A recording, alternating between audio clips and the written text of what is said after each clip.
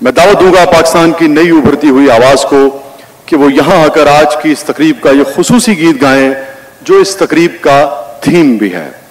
वतन की मिट्टी गवाह रहना, वतन की मिट्टी गवाह रहना, वतन की मिट्टी अजीम है तू अजीम तर हम बना रहे हैं। भरपूर तालियों में तशरीफ लाती हैं ज़ौली।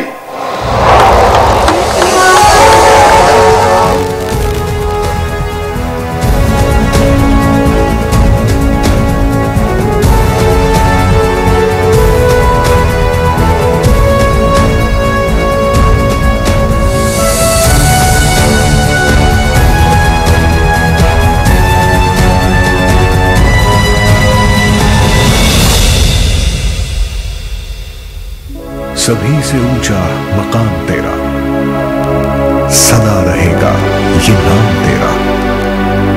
मेरे वतन तेरी कहकशान नए सितारे सजा रहे हैं। गवाह रहना